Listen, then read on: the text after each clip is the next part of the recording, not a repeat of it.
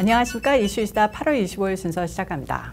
우선 첫 소식은 요즘 부쩍 대통령 편이 된 것 같은 중도좌파 색채의 신문 월스트리트저널에 나온 사설에 대한 이야기입니다. 이 신문이 트럼프 대통령 자택 수색에 앞서 발부받은 영장은 법칙 근거가 없다고 못을 박아버렸습니다. 신문이 밝힌 이유는 바로 대통령 기록법입니다. 월스트리트저널 데이빌 리비킨 주니어, 리 케이시 논설위원은 FB가 밝힌 대통령의 대통령 기록법 위반 혐의보다 트럼프 대통령이 행사할 수 있는 대통령 기록법에 따른 권리가 우선시되기에 FB의 수색영장을 통한 대통령 기록물 압수는 전혀 법적 근거가 없다고 논리적으로 설명했습니다. 공개된 영장에 따르면 FB가 증거, 밀수품, 범죄적 이득물 또는 연방코드 18조 793항, 2071항 또는 1519항을 위반하여 불법적으로 소유한 모든 물리적 문서 및 기록을 압수할 수 있는 권한을 가졌습니다. 이 조항들은 모두 연방기관이나 법원에서 국가안보 관련 정보, 공공기록 등의 관련 자료의 소유 및 취급을 규정하는데요. 영장은 대통령이 말하라고 자택에서 압수할 자료가 대통령의 임기 동안이었던 2017년 1월 20일부터 2021년 1월 20일 사이에 작성된 모든 정보 및 대통령 기록이 포함됐다고 적었습니다. 그러나 대통령이 갖고 있던 문서들은 1978년 대통령 기록법이라는 특정 법령의 적용을 받습니다.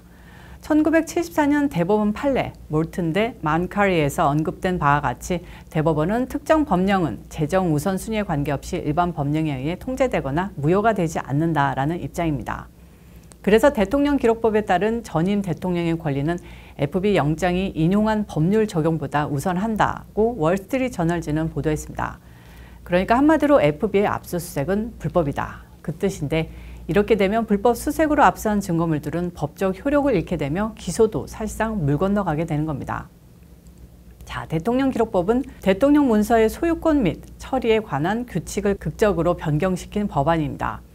미국의 국부 조지 워싱턴에서 지미 카터 대통령에 이르기까지 대통령은 백악관 문서를 개인 재산으로 취급했으며 의회나 법원 모두 이에 대해 이의를 제기하지 않았습니다. 하지만 대통령 기록법이 1981년 로널드 레이건 대통령 초기에 발효되는데요. 이 법은 대통령 기록을 공공재산으로 선언하고 미국 기록 보관서는 대통령 기록의 보관, 통제, 보존 및 접근에 대한 책임을 져야 한다고 규정하고 있습니다. 대통령 기록법은 기록 보관자가 기록을 관리하고 권한 주장을 처리하고 기록을 공개하고 액세스를 제한하는 방법에 대한 절차를 명시하고 있습니다. 하지만 전직 대통령의 기록을 기록 보관소에 물리적으로 넘겨야 하는 절차나 기한을 정하지 않아 이 문제는 기록 보관소와 전 대통령이 협의하도록 남겨두었습니다. 또한 대통령 기록법은 전직 대통령들은 자신이 재임 중 올라갔거나 결제했던 각종 문서에 계속 접근할 수 있도록 명시적으로 보장하고 있습니다. 또한 각종 제한 사항에 관계없이 전 대통령의 기록은 해당 대통령 또는 전 대통령이 지정한 대리인이 사용할 수 있어야 한다고 구체적으로 직시하고 있습니다. 대통령 기록법 그 어느 조항도 전임 대통령이 자신 재임 중 기록된 문서들을 물리적으로 소유하고 있다는 이유로 불법으로 간주해 수색영장 집행을 통해 수거해야 한다고 해석할 거리가 없습니다. 월스트리트저널의 사설에서는 대통령이 자신 재임 당시에 기록을 가져갔다는 이유로 일반 형법을 적용해 기소한다는 것은 대통령 기록법 제도를 위태롭게 할 것이라고 적었습니다.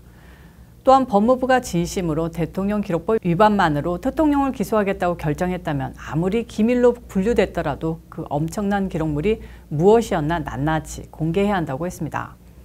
처음에 핵 기밀이네 어쩌고 했던 것도 다 카더라 통신이었고 그저 김정은과의 서신 교환, 흔하디 흔한 국제적, 정치적 문건이었던 것으로 파악돼 가고 있는데 이렇게 중도좌파 매체가 나서서 FB의 수색 영장 자체가 근거가 없다고 사설을 통해 알리자 지금 좌파도 우파도 난립니다.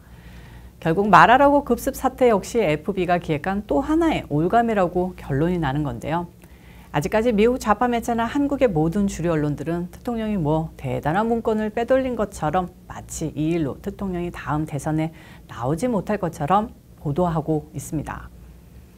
한 가지 덧붙이자면 기록보관소 측은 기록물의 유출을 가장 문제시하는데 FB는 말하라고 별장의 문서 관리용 금고 및 관리 시스템에 충분히 만족했었다는 전언입니다. 만약 대통령 측이 문서 관리를 엉망으로 하고 기록물 반환 등에 대한 협조 자체를 거부했어도 수색영장은 말이 안 되고 덜 엄중한 사법적 해결책을 충분히 찾을 수 있었고 그렇게 했어야 한다는 게 현재 거의 대부분 법학자들의 의견입니다. 다시 한번 러시아 스캔들 같은 마녀 사냥으로 대통령의 이미지를 왜곡시키고 그의 대선 도전을 방해하려는 책략 그 이상, 그 이하도 아니었다는 게 지금 모두의 공통적인 생각이라는 점 여러분께 다시 한번 알려드립니다. 이번 소동, FB 급습을 통해 공화당 내에서는 대통령파 그리고 반대파가 선명하게 나뉘어졌습니다. 나뉘었다기보다는 몇몇 남지 않은 반 트럼프파 찌꺼기가 구분됐는데요. 대통령이 탄핵에 찬동했던 10명 중 체니를 포함한 8명이 숙청됐던 것 기억하실 겁니다. 이런 반 트럼프파의 대표격인 공화당의 상원 원내대표 미치 매코넬인데요. 대통령의 원내대표의 교체를 다시 한번 강력히 주장하며 화력을 집중하고 있습니다. 특히 대통령이 매코넬을 겨냥한 이유는 최근 대통령의 지지를 받아 당내 경선에서 승리, 본선 진출권을 확보한 일부 후보들의 자질 문제를 매코넬이 거론하면서 상원의 선거 결과가 불투명하다고 전망한 것이 계기가 됐습니다. 한마디로 트럼프가 뽑은 사람을 본선에서 민주당에게 다 질 수밖에 없어 한 건데 그 자체가 대통령에 대한 돌려까기를 넘어서 크게 뒤통수 치는 언행이죠. 트럼프 대통령이 이에 성명을 내고 미치 매코넬은 야당 지도자가 아니라 민주당이 원하는 것 다 들어주는 민주당의 놀이개, 펀이라면서 그는 민주당을 두려워하고 해야 할 일을 하지 않는다. 상원에서 새 공화당 지도자가 즉각 선출돼야 한다고 말했습니다. 이어 상원에서 인플레이션 감축법이 통과된 것에 대해서도 급진좌파가 항상 요구했던 수조 달러를 줬다고 비판했습니다. 대통령은 성명에서 매코넬 원내대표와 그의 부인 일레인 차오 전 교통부 장관이 중국과 깊은 사업관계가 있다는 의혹을 보도한 언론을 거론하기도 했죠. 차오 전 장관은 트럼프 정부에서 재직하다 지난해 1월 6일 사태가 벌어진 직후 대통령에게 불만을 갖고 사직했는데요. 비록 대만계이지만 공화당 상원 원내대표의 아내가 중국이라는 게 좀 찝찝합니다. 대통령은 차오 전 장관에 대해서도 제정신이 아닌 아내, 크레이지 와이프라고 호칭하기도 했는데요. 할 말은 하는 대통령이라고밖에 할 말이 없네요. 자, 미친 매코넬, 아니 미치 매코넬 원내대표는 얼마 전 TV 인터뷰에서 상원보다 하원에서 공화당이 이길 가능성이 더 크다면서 상원은 현재 의석이 50대 50이고 미국은 50대 50으로 양분돼 있다. 상원에서 어느 쪽이 이기든 아주 근소한 차가 될 것이라고 말하며 대통령이 통과시킨 공화당 후보들의 자질 문제를 거론했는데요.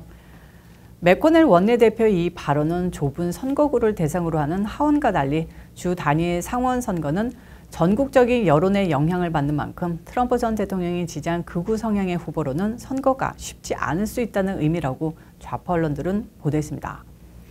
하지만 주 단위 선거에서도 대통령 바람은 무시할 수준이 아니고요. 흑인 및 좌파 성향 주민들이 모여 사는 도심과 기독교 보수주의 중심 도심 외곽 및 시골에 사는 주민들이 선거 대결을 펼친다 해도 충분히 이길 수 있다는 게 보수 우파 언론들의 의견입니다. 오늘 이슈 이슈는 여기까지입니다. 시청해주셔서 감사합니다. 오늘도 변함없이 좋아요, 구독, 알림 설정까지 꾹꾹꾹 눌러주시고요. 그리고 광고 시청도 부탁드리고 저는 다음 영상에서 찾아오도록 하겠습니다. 빠이.